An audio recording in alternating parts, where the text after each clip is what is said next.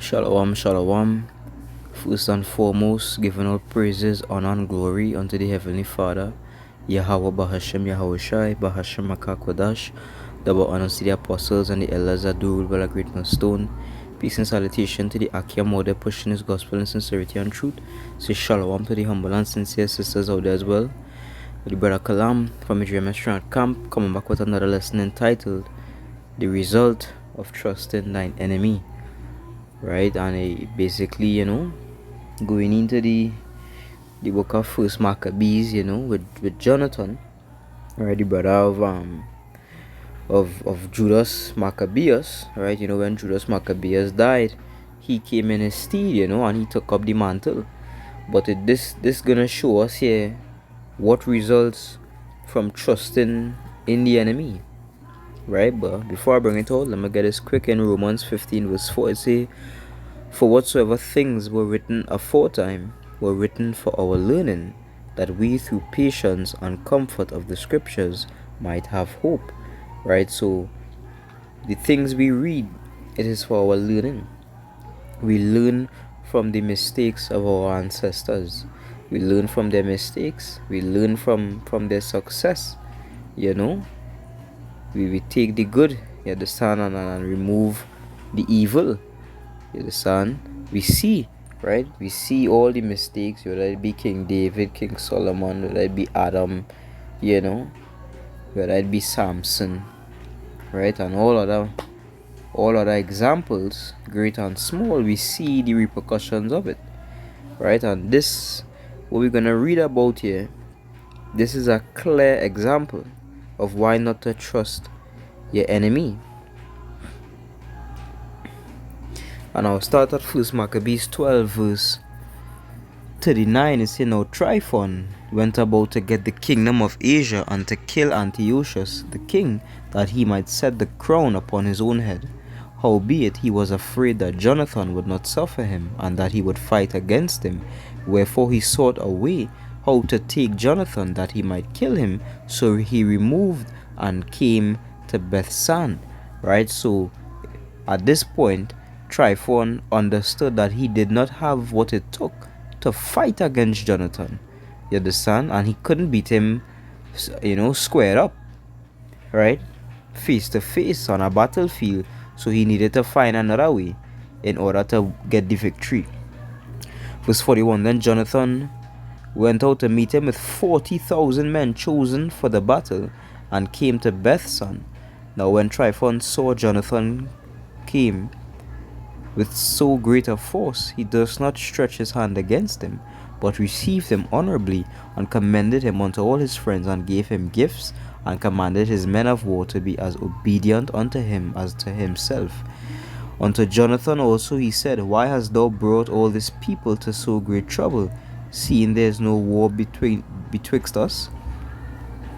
Therefore send them now home again, and choose a few men to wait on thee, and come thou with me to Ptolemais, for I will give it to thee, and the rest of the strongholds and forces, and all that have any charge. As for me, I will return and depart, for this is the cause of my coming.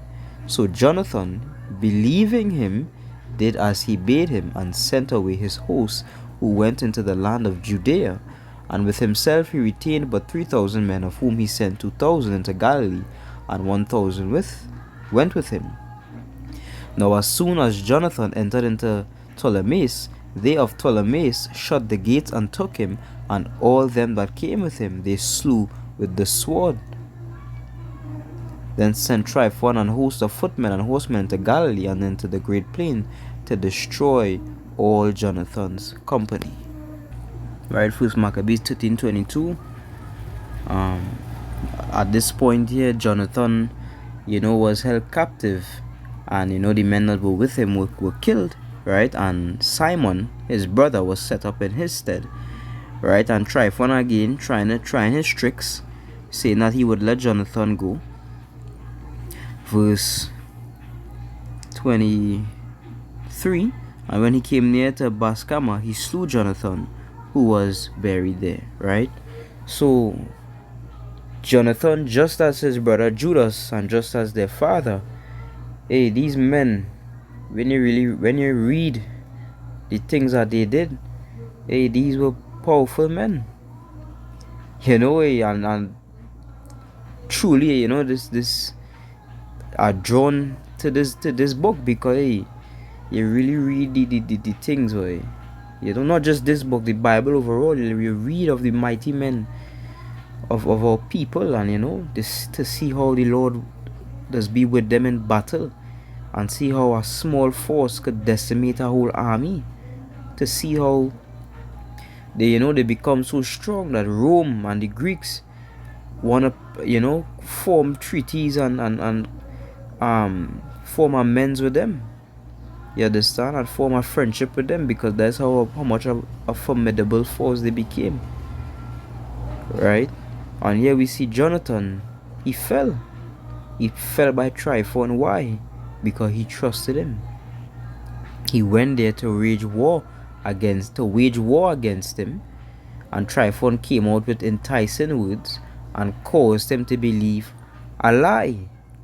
You understand? He caused him to believe a lie. He made him believe that hey, is peace, and he come here to give him that land and all that gas, all that extra talk, and by him believing in the enemy, not only did he cause himself to be slain, he caused the men that were with him to be slain, right? And he told him to choose men, right? So it's obvious he would have chosen men that he trusted the most. He would have chosen men that were closest to him, and he caused them to die. You understand? Because why? He trusted in the enemy. This is the book of Sirach, chapter 12, verse 10. Never trust thine enemy, for like as iron rusted, so is his wickedness. Though he humble himself and go crouching, yet take good heed and beware of him, and thou shalt be unto him as if thou hast wiped a looking glass, and thou shalt know that his rust hath not been altogether wiped away. Set him not by thee, lest when he hath overthrown thee, he stand up in thy place, neither let him sit at thy right hand, lest he seek to take thy seat, and thou at the last remember my words, and be pricked therewith. Right? Never trust thine enemy. Right? At no point in time, never ever trust thine enemy. Never trust Esau. Never trust these other nations. Never trust those that are outside of the truth. You understand? Because even of those, alright, think about it. There are men that are so-called in the truth, around you, preaching with you, fellowshipping with you, saluting you. And hey, some of these men, right? Because you never know. You never know, right? Men that were among us, that are no longer among us, hey, we taught them to be brothers when in reality they were serpents, right? So if in the midst of the body there are serpents, there are beguilers, deceivers, of how much more deception will you think one would find outside of that, right? Think about it. Within, you understand? Within they are crept in unawares. Within. So what is there to be without? You understand? How much more? Right? Trust not thine enemy. Jonathan caused himself and his men to die.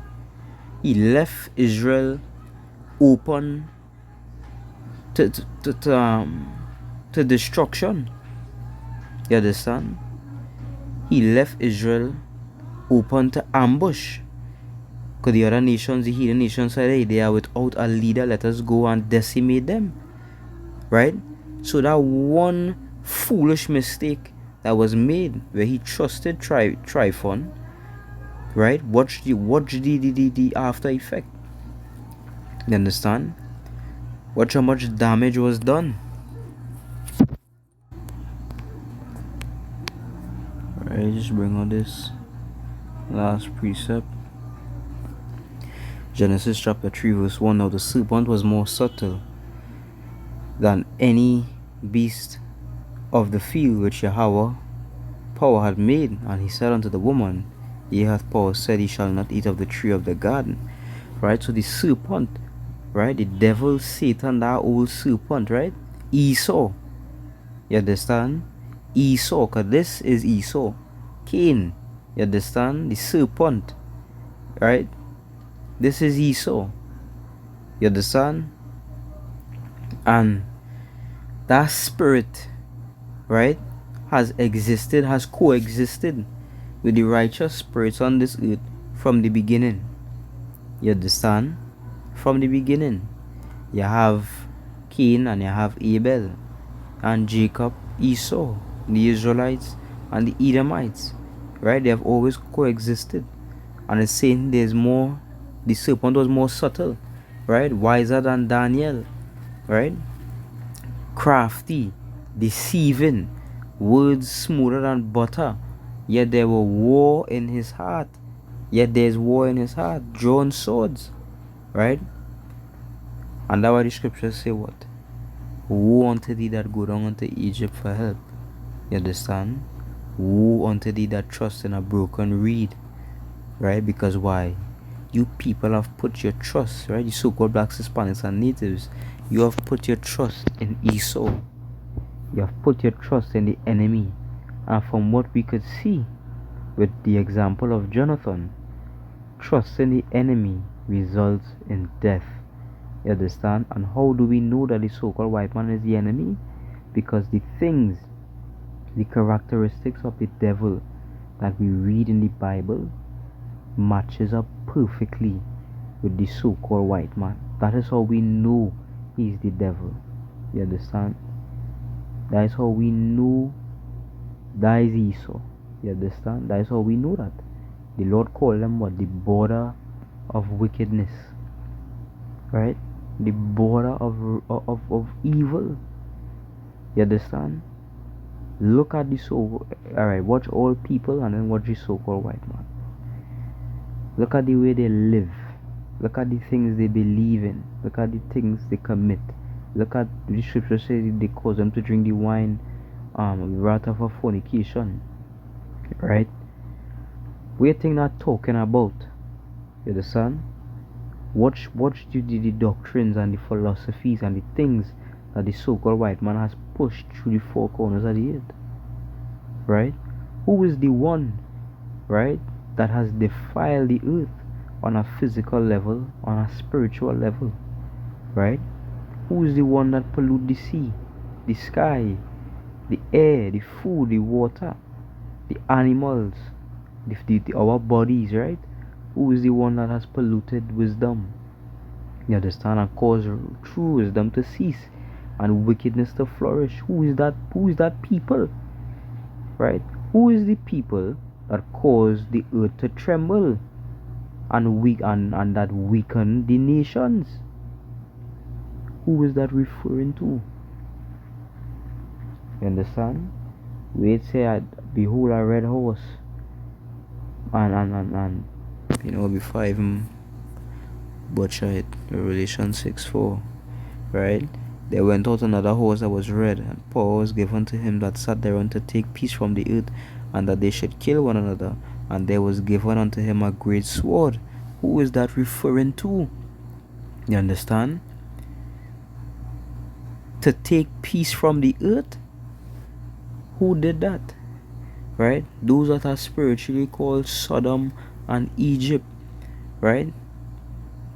Which people practices the practices of the LGBT community the most? Who created the term LGBT? Right? And Egypt bondage. Right? Which people on the earth has the most significant part to play in bondage? You understand? Who is it? The scripture said that enemies had made a tumult against thee. Right? Which nation was the first nation listed in thine enemies? Right? Psalms 83 and 6, it said the tabernacles of Edom. First listed. You understand? First listed. You understand? As our main enemy. Why is it that the Lord hate Esau? Jehovah's, why does the Most High hate the so-called white man? Right? Why? What is the reason? You understand? Because of what he is, because of the spirit itself. Esau is the living embodiment of evil. You understand? He is the wicked that the Bible speaks of. You understand? Those that try to build establish themselves in the stars and all these things, right? Who that talking about?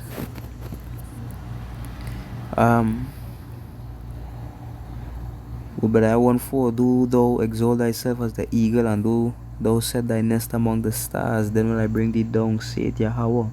Right? Who is the most pompous, most prideful and arrogant people of the earth? Right? The scriptures say Esau was blessed with the sword. We read that the red horse, right? The sword, that sword. Which nation of people on the earth has the capability of the highest, how to put it, in terms of destructive power? Which nation is at the top of the list? You understand? For who could do the most damage? Is it not the so-called white man with the nuclear weaponry, right? And prior to all that nuclear weaponry to the level that it reached now, in World War One in World War Two, who dropped nukes on Japan? Was it not the so-called white man? Right? Who created a lie to infiltrate the Middle East, to rob them of their natural resources and kill them off? Was it not the so-called white man who did the same thing in Africa? Right? To take the gold and the oil and all the things of that land, right? And create lies so that they could get an excuse to go into the land and decimate it, right? Who is this people? You understand? Look at the so-called white man. The scriptures say he had given us over unto lawless enemies, most hateful forsakers of the Most High. Right? Who is that it talking to? They don't know fairy tale in our storybook. Look into the world and see who these things matching up with. And there's only one. The one that is red all over. You understand? The so-called white man, Esau Edom, our enemy. Right? And by trusting in that man and trusting in these other nations, you will meet your death. Right? It's like if I babble, but you know, the edification come out with that. Who best is most edifying. Giving all praises, honor, and glory unto the Heavenly Father, Yahweh Bashem Yahushai, Bahashem Makakodash, Shalom.